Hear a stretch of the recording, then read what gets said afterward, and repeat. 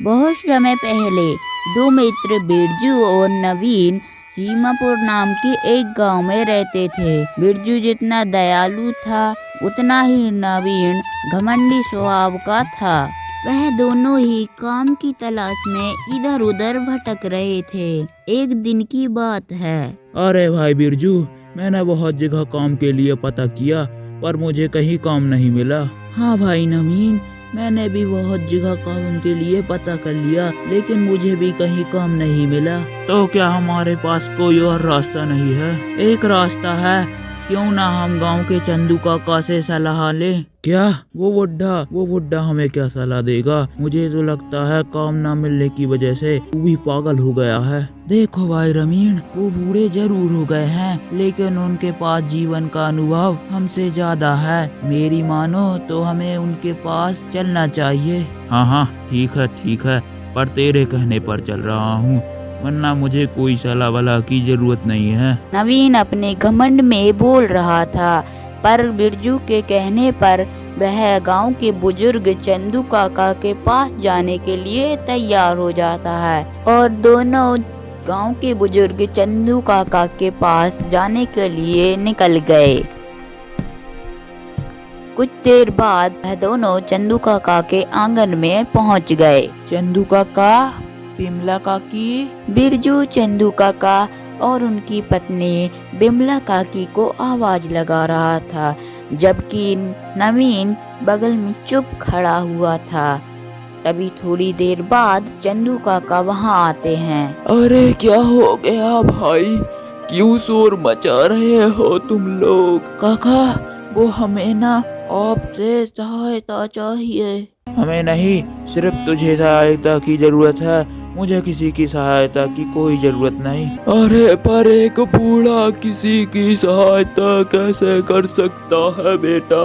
अरे जरा सुन तो लीजिए, ये बच्चे क्या कहना चाहते हैं। अच्छा ठीक है भाई, बताओ तुम्हें क्या सहायता चाहिए? काका, हमने पूरे गांव में काम की तलाश की पर हमें कहीं काम नहीं मिला। अब आप इस गांव के बुजुर्ग हैं, आप ही कुछ रास्ता बताइए हमें। देखो भाई, किसी के यहाँ नौकर बनने से अच्छा है खुद मालिक बनना। काका, पर मैं समझा नहीं, आप क्या कहना चाहते हैं? बेटा, तुम लोग अपनी खुद की दुकान खोल लो, इससे तुम्हें मुनाफा भी अधिक होगा। काका, हमारे गांव में तो सभी चीजों की दुकान है, हम किस चीज की दुकान खोलें? हमारे गांव के बगल में बसंतपुर नाम का एक गांव है बेटा, वहाँ भी ज्यादा दुकानें नहीं है, तुम वहाँ अपनी दुकान खोलना। हाँ, ये ठीक रहेगा काका, आपका बहुत बहुत शुक्रिया अदा। बिरजू बहुत देर से बोल रहा था, तभी काका ने नवीन को छेड़ने के लिए कहा। अरे बेटा बिरजू, इस गूंगे को भी समझा देना कि अपनी कोई दुकान खोल ले। अरे मुझे किसी की सहायता की कोई जरूरत नहीं है, मैं अपने रास्ते खुद ढूंढ सकता हूँ। अरे बेटा रवीन, देखो इतनी घमंड अच्छी बात नहीं होती। अरे हाँ, बस कीजिए, हो गया आपका, मुझे किसी की सफाई की कोई जरूरत नहीं। चल बिरजू यहाँ से। शाम हो गई थी, वो दोनों अपने घर की ओर निकल जाते हैं। फिर अगले दिन वो बसंतपुर जाने के लिए चल देते हैं। थोड़ी दूर उन्हें एक बूढ़ी औरत मिलती है। बेटा, कुछ खाने को है क्या? मैं 2 दिन से बहुत भूखी हूँ। अरे बुढ़िया, हमारे पास तो खुद खाने के लिए कुछ नहीं है, हम तुझे कहाँ से दे, चल भाग यहाँ से। अम्मा ये लो, आप मेरा खाना खा लो, वैसे भी मुझे आज भूख नहीं है। बेटा, अगर तुम्हारा खाना मुझे खाने के लिए दे दोगे तो तुम क्या खाओगे? अम्मा आप चिंता मत करो, वैसे भी इस खाने की जरूरत मुझसे ज्यादा आपको है। फिर बिरजू ने अपना खाना उस बूढ़ी औरत को दे दिया और वहाँ से चले गए। दूर चलने पर वह बसंतपुर पहुँच गए। बसंतपुर पहुँचने के बाद नवीन ने बिरजू से कहा।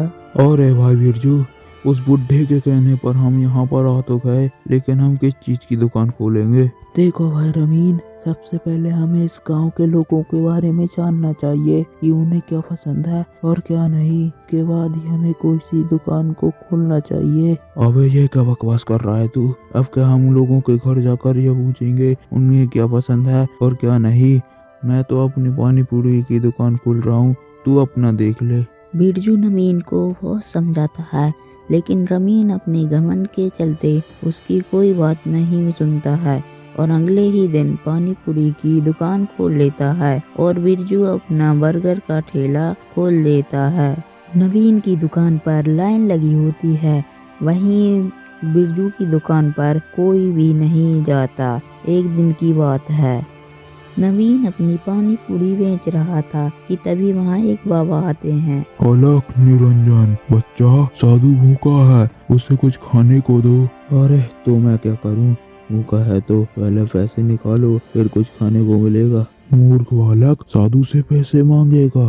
अरे बाबा जी, अगर पैसे हैं तो बोलो, वरना यहाँ से जाओ, टाइम खराब मत करो मेरा। ठीक है बच्चा, पर मैं शराब देता हूँ कि जिस दुकान पर तू इतना घमंड कर रहा है उस दुकान से आज से कोई नहीं आएगा।